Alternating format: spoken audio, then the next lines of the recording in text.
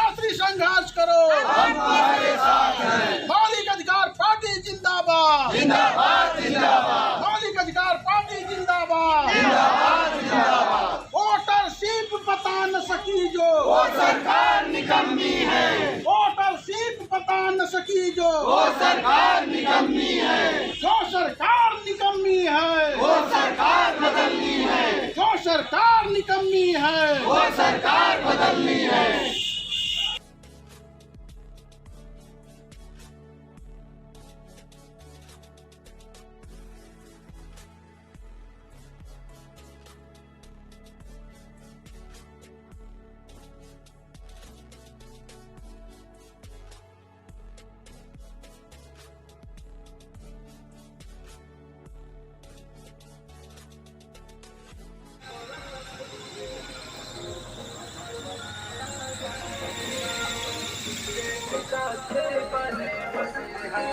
आपका शासन आएगा, सबकी बात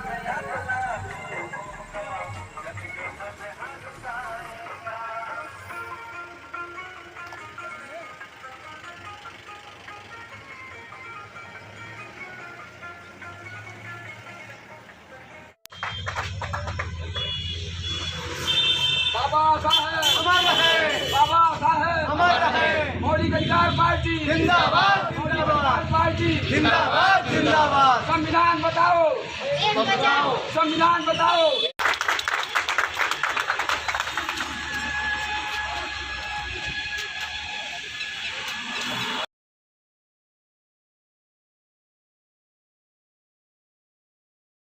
चुनाव 24 में होने वाला है। मौलिक अधिकार पार्टी जो है आपकी, ये किन मुद्दों पे चुनाव लड़ेगी सुल्तानपुर में? बहुत बहुत धन्यवाद मीडिया बंधु, आपने हमसे चर्चा किया। मौलिक अधिकार पार्टी का मुख्य मुद्दा रहेगा स्वास्थ्य को लेकर, शिक्षा को लेकर, रोजगार को लेकर। क्योंकि हम देख रहे हैं हमारा नगर पंचायत कोहरीपुर में आवास है, आज तक 73 सालों में कितने एमपी आए, कितने एमएलए आए, लेकिन वहाँ पर चिकित्सा की सुविधा आज तक इतना बेहाल है।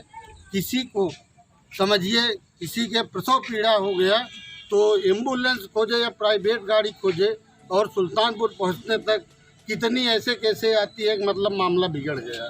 तो सबसे पहले हम लोगों का मुद्दा है, हर ब्लॉक में, ग्राम सभा में एक बहुत अच्छी तरह से स्वास्थ्य के लिए हॉस्पिटल हो, जिससे मतलब स्वास्थ्य सेवाएं अच्छी हो। और शिक्षा को लेके हम लोगों का कहना है, शिक्षा जो है बहुत ज़रूरी है। शिक्षा में मतलब लोकसभा में अगर हम लोग आए तो हर विद्यालय में एक लाइब्रेरी होगी, जिनसे गरीब शोषित वंचित लोगों के बच्चे पढ़ेंगे, उनको किताब दिया जाएगा।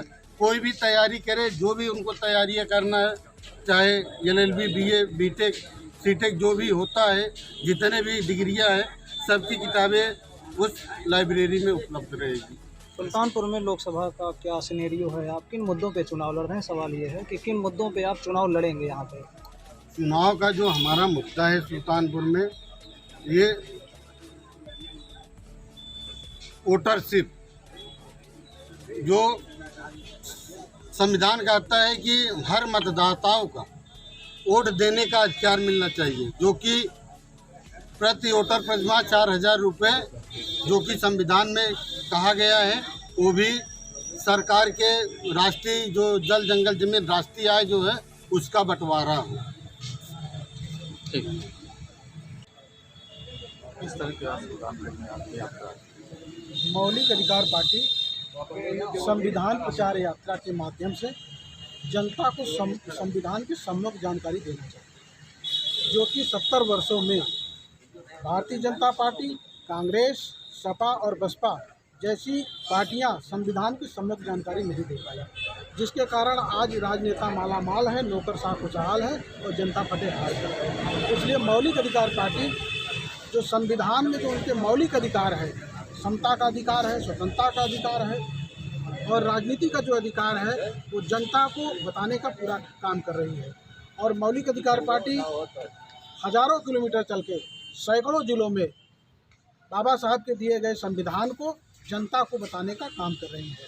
और जिस दिन जनता अपने अधिकार को जान जाएगी उसका सारे दुखों का निदान संविधान में है। इसलिए हमारी पार्टी, हमारे बीच में राष्ट्रीय अध्यक्ष जी हैं माननीय JP शास्त्री जी, जिनके नेतृत्व में हम लोग बिहार, मध्य प्रदेश, उत्तर प्रदेश जैसे अनेकों प्रांतों से होते हुए हम लोग आज सुल्तानपुर दुनिया पार्क में हम लोग बाबा साहब के चित्र पर हम लोग माल्यार्पण किए हैं। और हम लोगों का उद्देश्य है कि संविधान की सम्यक जानकारी प्रत्येक वोटरों को हो, प्रत्येक जनता को हो। और हम लोग चाहते हैं कि वोट के बदले नोट लेने का हम लोगों का जो संवैधानिक अधिकार है, हम लोग सब लोगों को ये बताने का काम कर रहे हैं। और हम लोग मीडिया आयोग का गठन भी चाहते हैं, क्योंकि आज मीडिया आयोग का गठन न होने के कारण आज मीडिया का कहीं बोलबाला नहीं है। और हमारे बीच में हमारे राष्ट्रीय अध्यक्ष जी हैं, विस्तार रूप से आप लोगों को बताने का अवगत करेंगे। और इसके साथ हम लोग मौलिक अधिकार पार्टी किस तरह से आए हैं? क्योंकि मैं JP शास्त्री, राष्ट्रीय अध्यक्ष मौलिक अधिकार पार्टी, क्योंकि 75 साल में जो भारत का संविधान है उस भारत के संविधान की सम्यक जानकारी नहीं दी गई है। क्योंकि भारत के संविधान की जो प्रस्तावना में कहा गया है कि सामाजिक, आर्थिक, राजनीतिक न्याय समाज को मिलना चाहिए। तो सामाजिक न्याय के आधार पर आज इस देश के राष्ट्रपति, इस देश के प्रधानमंत्री, इस देश के अधिकारी, इस देश के कर्मचारी सब बेइज्जत हो रहे हैं। जैसा कि अभी संसद का उद्घाटन था, नई संसद का, वहाँ पर देश की जो प्रमुख हैं और संसद की भी वही प्रमुख हैं, तो क्या कहते हैं, महामहिम यानी मुर्मू जी को वहाँ पर प्रवेश नहीं किया गया। ये सबसे बहुत बड़ा अपमान है। इसी तरीके से डॉक्टर रामनाथ कोविंद जी के साथ में अपमान किया गया कि उनको जो है कि पूजा नहीं करने दिया गया। रही बात पिछड़े वर्ग की है, अखिलेश यादव जी जब मुख्यमंत्री आवास छोड़ते हैं तो वो गंगा जल और गोमूत्र से धोया जाता है। तो ऐसी स्थिति में अभी तक समता नहीं आई देश में। तो मौलिक अधिकार पार्टी समता की बात कर रही है। आर्थिक समता की बात है। आज 5 किलो राशन के लिए देश के 105 करोड़ जनता अनियुक्त हो रही थी। तो ऐसी स्थिति में जहाँ 75 साल में हम क्या कहते हैं रोटी भी नहीं दे पाई सरकार, तो कितने शर्म की बात है भाई। और राजनीतिक न्याय की बात अगर करते हैं तो वो जो समाज का अति पिछड़ा वर्ग है वो उत्तर प्रदेश में 40.5% है। लेकिन अब पिछड़े वर्ग से लोगों को MP और MLA का टिकट नहीं दिया जाता है, बल्कि MLC के रूप में, राज्यसभा के सांसद के रूप में उनको महत्व बता दिया जाता है। जैसे अभी देखिए राज्यसभा में यानी क्या कहते हैं कि यानी वो है कर्पूरी ठाकुर जी के लड़के रामनाथ ठाकुर, उनको राज्यसभा का सदस्य बना दिया गया। लेकिन अभी कहिए कि लोकसभा में जाने की हो कोई मतलब नहीं है। तो ऐसे ही कि अतिशय वर्ग लोगों का अन्याय हो रहा है। संविधान का जो भाग 4 है, भाग 3 है, वो मौलिक अधिकार है। मौलिक अधिकारों के साथ खेल खेला जा रहा है। तो मौलिक अधिकारों का अनुच्छेद 31 कहता है कि संपत्ति मौलिक अधिकार है, संपत्ति रखना मौलिक अधिकार है। लेकिन उसे 1978 में कानूनी अधिकार में बदल दिया गया। तो आज हम संपत्ति भी रखने की स्थिति में, बुनियादी हक की स्थिति में नहीं है। और 15/4/16 जो सामाजिक साहित्यिक पिछड़ापन समापन था उसको प्राप्त करने में 52% पिछड़े वर्गों को 40 वर्ष लग गया और मिला कितना 27%। वहीं 10% जो सवर्ण आरक्षण है, सवर्ण नाम से संविधान में कोई व्यवस्था नहीं दी गई। संविधान में जो वर्गीकरण है, अगड़ा वर्ग है, पिछड़ा वर्ग है और धार्मिक अल्पसंख्यक वर्ग है, लेकिन सवर्ण नाम से 10% आरक्षण पास कर लिया गया। 3 दिन में पास कर लिया गया। एक दिन में लोकसभा, दूसरे दिन राज्यसभा और तीसरे दिन राष्ट्रपति से हस्ताक्षर हो गए। तो ऐसा जो खेल चल रहा है, तो क्या कारण है? क्योंकि देश की जो जनता है उस जनता को कुछ पता नहीं है।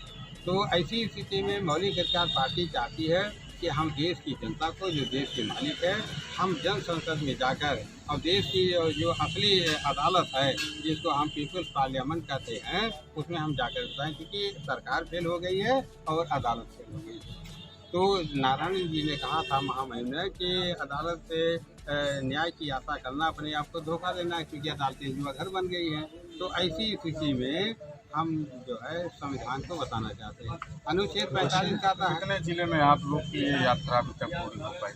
दिल्ली में ये यात्रा क्या है पूरे भारत में कितने जिले में अभी तक आप लोग? नहीं, भारत में नहीं, अभी केवल उत्तर प्रदेश, बिहार और मध्य प्रदेश को लिया गया, 3 राज्यों को लिया गया, जबकि हम 8 राज्यों में काम आप कर रहे सामाजिक न्याय की बात कर रहे हैं, हाँ। तो क्या इसमें बीपी मंडल जी की जो सिफारिशें हैं मौलिक अधिकार पार्टी लागू करने में उस मुख्य धारा में रहेगी कि नहीं रहेगी? हैं। अरे बीपी मंडल की सिफारिशें, बीपी मंडल ने जो लिखा कि इसको लागू होना चाहिए, लेकिन उसको लागू करके जैसे 1990 में मंडल कमीशन रिपोर्ट लागू होती है और जा करके 1992 में उसमें क्रीमी लेयर लागू कर दिया जाता है, यानी मलाईदार परत वाले लोगों को अलग कर दिया गया। ये सबसे बड़ा नुकसान हुआ कि एक तरफ लागू हो गया, दूसरी तरफ जो है लागू भी नहीं, रोक भी लगा दी। तो ये सब हम खत्म करेंगे। मौलिक अधिकार पार्टी इसको ख़त्म करने के लिए संकल्प लिया। अभी तो यानी बाबा साहब डॉक्टर अम्बेडकर की जो मूर्तियाँ हैं जहाँ जहाँ लगी हैं, जहाँ जहाँ हम पहुँच पा रहे हैं, वहाँ जा कर के माल्यार्पण कर रहे हैं और ये बताना जा रहे हैं कि बाबा साहब आगे चल कर के अभी निकट भविष्य में क्या कहते हैं, अभी 1-2 महीने के बाद अक्टूबर माह में हम संकल्प यात्रा निकालेंगे। संकल्प लेंगे कि बाबा साहब आपका जो संविधान है, जिस संविधान का इन्होंने एक लंबे समय तक निष्क्रियान्वयन किया, लाइक इम्प्लीमेंट कर दिया, इसके बाद उसके संशोधन किया, सैकड़ों संशोधन कर दिया, संशोधन करने के बाद उसकी समीक्षा किया।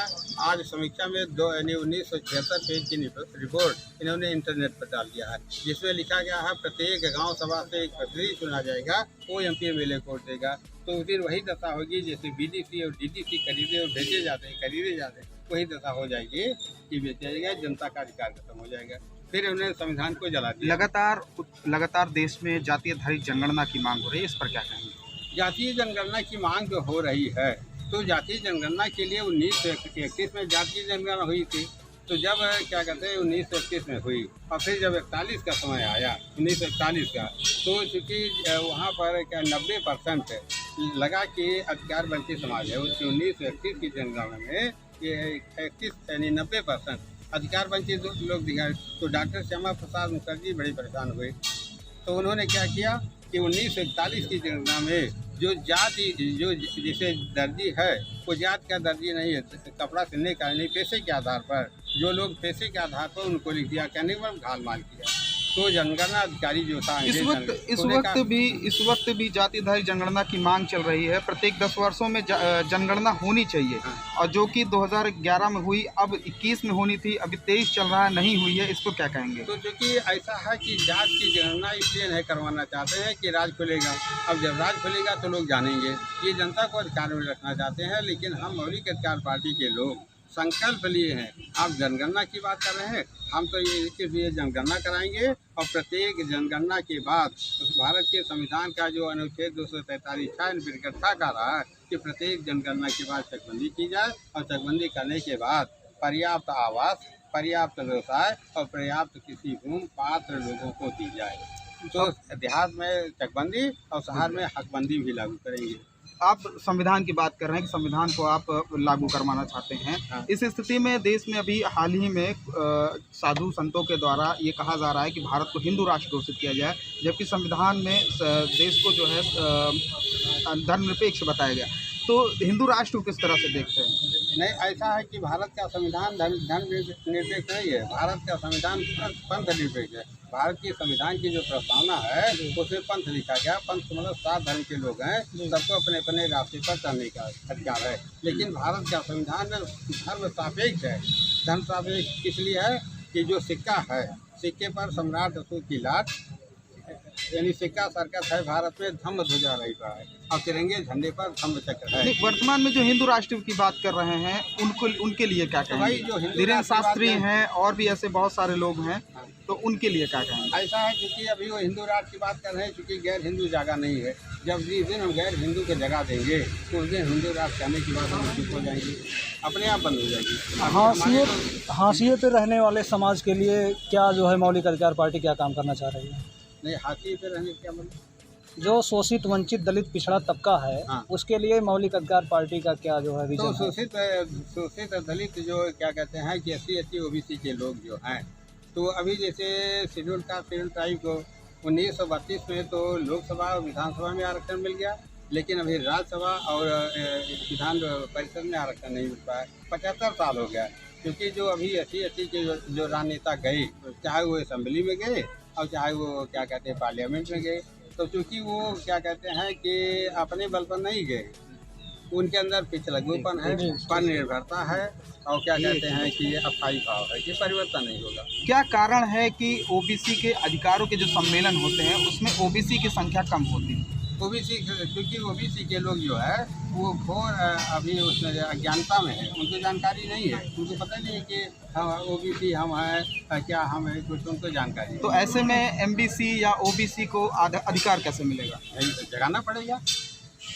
जगाने का जब वो जागने के लिए तैयार नहीं है तो कितना समय लगभग नहीं, कितना समय जागने के लिए लग तैयार है, जागने के लिए बहुत ज़्यादा जरूरत नहीं पड़ेगी, 545 लोग जाग जाए तो इसमें परिवर्तन हो जाएगा। ओबीसी के कई सांसद भी हैं, विधायक भी हैं, इसके बाद एससी के भी सांसद विधायक हैं, फिर भी जो है आपको अधिकारों की लड़ाई के लिए मैदान में उतरना पड़ रहा है। हाल ही में पंचायत राज विभाग में वैकेंसी है जिसमें 27% की जहाँ 9.5% वैकेंसी दी गई ओबीसी को। इसके लिए इसको किस तरह से आप समाज में प्रसारित कर रहे हैं? नहीं, क्योंकि हम बता रहे हैं कि ओबीसी जानकार नहीं है, अज्ञानी है अभी ना, उसकी अज्ञानता ही उसका मतलब दुश्मन है, मतलब जो ओबीसी अज्ञानी बना हुआ है उसको हम ज्ञानवान बना। ओबीसी अज्ञानी है कि मूर्त पूजा का वासक है?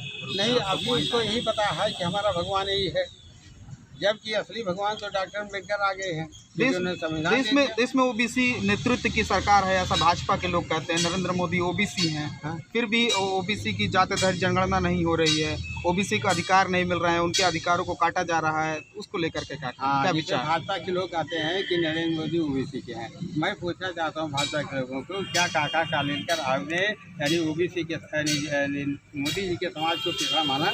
क्या मंडल कमीशन ने पिछड़ा माना? अरे जब इनके गुजरात में इनकी प्रदेश सरकार बनी तो इन्होंने अपना नाम अपने आप उसमें लिख लिया है, जबकि ये पिछड़े वर्ग के है ही नहीं, ये तो अगड़े वर्ग के हैं। राष्ट्रीय पिछड़ा वर्ग मोर्चा नाम का एक संगठन है जिसने हाल ही में एक बयान दिया था कि नरेंद्र मोदी ने हलफनामा दिया हुआ है सुप्रीम कोर्ट में कि वो ओबीसी की जाति जनगणना नहीं करवाएंगे। क्या लगता है आपको? नहीं, तो क्योंकि अब डिक्टेटरशिप चला रहे हैं, अब डिक्टेटरशिप सुप्रीम कोर्ट में हलफनामे जनता की। तो 2024 में किस तरह से आपका रुझान रहेगा, या आप किस तरह से इनके खिलाफ जो है काम करेंगे या पक्ष में रहेंगे? खिलाफ नहीं करेंगे, 2024 में हम संवैधानिक काम करेंगे और समीकरण बिगाड़ देंगे गारंटी के साथ। तो क्या गठबंधन में शामिल होंगे? ना, गठबंधन नहीं करेंगे। चुनाव किन मुद्दों पे होगा? शिक्षा, चिकित्सा, रोजगार, बढ़ती महंगाई पे होगा कि मंदिर और मस्जिद का ही मुद्दा चलेगा? मंदिर का नहीं होगा, हमारे यहाँ जो सामाजिक, आर्थिक, राजनीतिक न्याय है हमारा वो एजेंडा होगा। भारत के संविधान की जो प्रस्तावना है उसमें सामाजिक, आर्थिक, राजनीतिक न्याय देने की बात की गई है, वही हमारा एजेंडा।